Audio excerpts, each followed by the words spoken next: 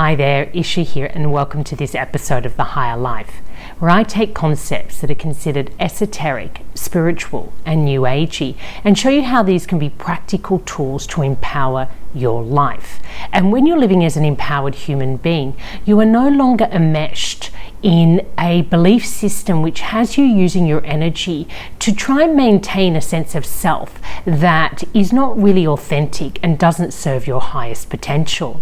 And the education at the Higher Life Academy is all about that. It's helping you to become a truly empowered human being so you can fulfill your greatest potential in this lifetime. And in today's episode, I want to talk about one of the most fundamental and powerful tools to help you achieve that goal. And this is called the self. And the question today I want to explore is the self real? So when we say myself, yourself, or we refer to things like self-care, self-love, I'm talking about this self. Now, of course, we have a self that is recognized by other people and that helps us navigate the physical world. You know, that made up of your name, your gender, your physical structure, your race, your culture, all these kind of labels that or ways of identifying who we are as a self that other people recognize.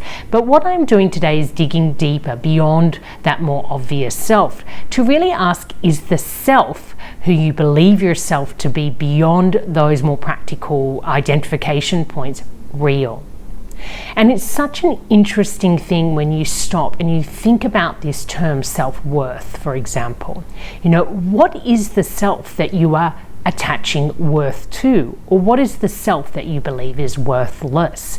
It's kind of a hard question to answer, because when people try to answer who am I, they often get stuck when they try to move beyond some of the more obvious things about age, about hobbies, about all the things that are very surface. So I think that there's a real reason why it's difficult to actually pinpoint what this self is.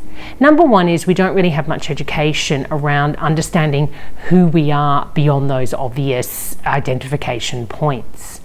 And I have talked about this in a couple of videos. When we start to look at what our strengths are, or what are the kind of energy patterns or archetypes that make up what we know to be our persona or our personality, because we all have a unique persona. When we walk into a room and we meet our friends know who we are, even if they can't qualify or verbalize it. There's something about our essence, nature, that they would say, that is Isha, that is how she is. I've been described sometimes like that: intense or warm or wise, motherly, caring, considerate, harsh, direct. There's all these, adjectives that I've had myself described as, and as I know myself to be, that have a lot to do with how my energy shows up in the world, how I walk into a room, the kind of presence that I have. And when you work with coaches, for example, in the transformational life coaching area, we focus a lot on this, on trying to help you understand who you are at that kind of energy archetypal strength level. However, even this is not fixed. And what I mean by that is I can identify with some of my archetypes, which can be the spiritual seeker, for example, or the mother. Now, it's an archetype, which means it's a pattern of how I show up in the world. So the mother has these nurturing qualities. But even in the way I nurture, I do that in my own unique way. So two people or two women next to each other who both have the mother archetype will manifest that archetype slightly differently. It's very difficult, if not impossible, to find people who actually show up in the world in their personalities or in their persona in exactly the same way. Even identical twins who may look identical absolutely do not show up with identical personalities.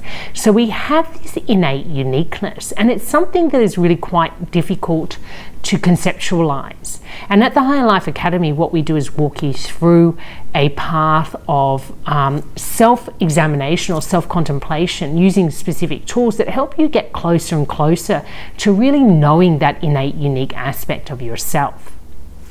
But the self that I'm talking about today is more of a tool. And what I mean by that is the self is real and it's not. we show up as a particular self to meet particular experiences, conditions, or people in our life. And for that moment, that self is real. So for example, if I meet up with my husband, for example, for lunch, I'm showing up as a particular self that is influenced by the fact that we're in an intimate relationship.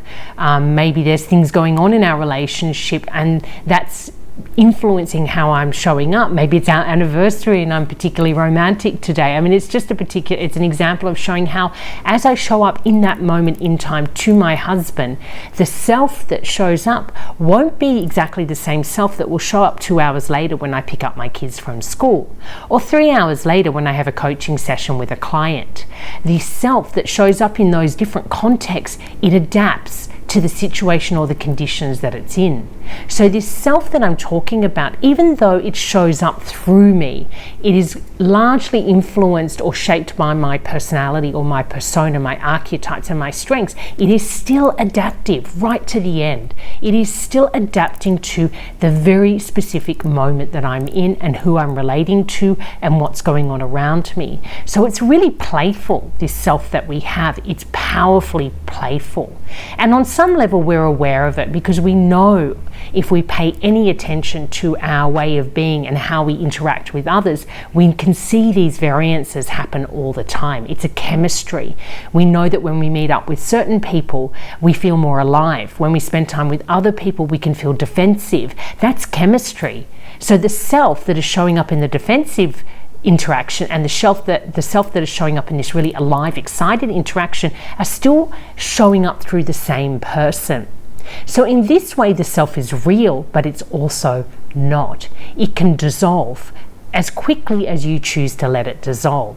So if I show up in an interaction and the self that shows up is highly defensive, and I pick up on that and contemplate, or I'm aware and I think I don't want to create or co-create a conflict situation here, I will catch that defensive self and I will breathe through it potentially.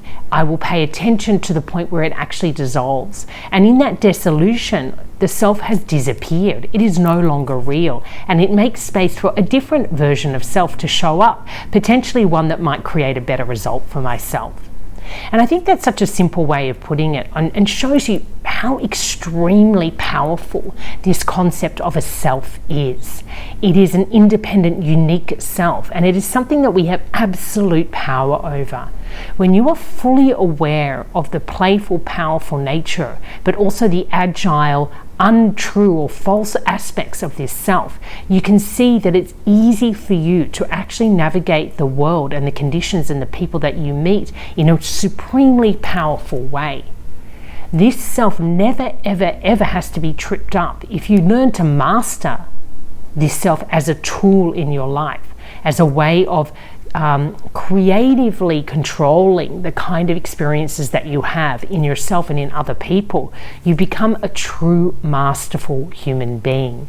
And actually at the Higher Life Academy, this is the end game. The end result is that you master this aspect of yourself, that you are so grounded in your authenticity and eternal nature that you can dance with whatever self shows up and know how to choose, or support the selves that actually create good results in your life, and quickly dissolve the ones that are going to cause you trouble.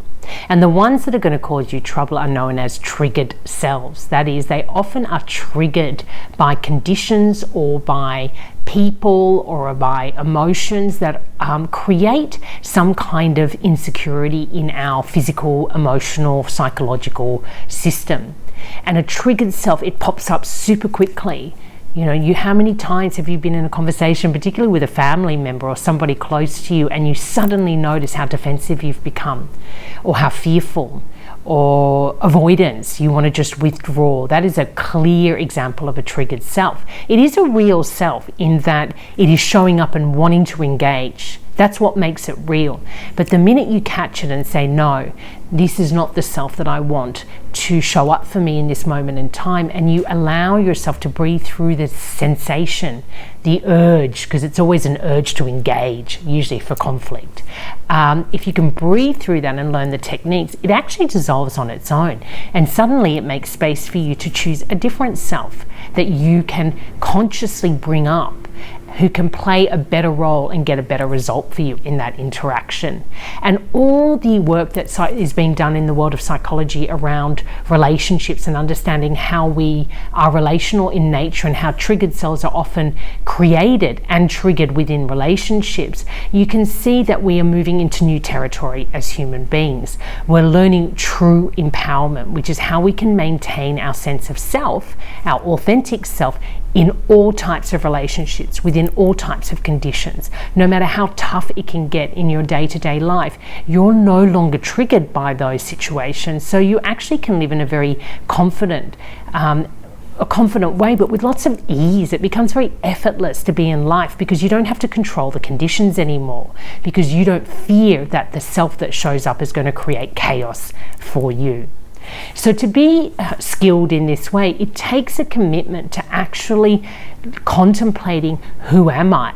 To really come to understand how this self works in our lives, and how we've often become fixated or fixed into a certain sense of self that either has been projected onto us as we were growing up, or it's one that we cultivated because it helped us get a good result back when we were young, i.e. it got reward or recognition or achieved some sort of success in the material world that felt good, and what we want is more of that. So we just hold on to that self that got it, and we just control all of our environment and our conditions to make sure that that self stays alive, and that is very exhausting and the true source of most of our fatigue and unwellness on the planet. It is a poor use of our energy. And at the end of the day, an empowered human being uses their energy correctly. When you're able to have a very agile sense of self, you're not attached to any particular self over another, and you know how to quickly dissolve those troublesome selves and replace them with a more powerful self, then you're no longer at the mercy of life. Now, I feel this is such a powerful tool, but it's one that you really have to spend time contemplating and putting into practice in your life. If this is something that you want to learn to do more effectively, then I suggest check out our courses at the Higher Life Academy, particularly the Empowered Way, where I set you up for success along the path of personal transformation. And the key part of that is really teaching you how to identify who you really are, how to know your authentic self, and also this more agile, playful self as a tool in your life, working towards your highest potential, which is to be a truly empowered human being. So until next time, take care and love life.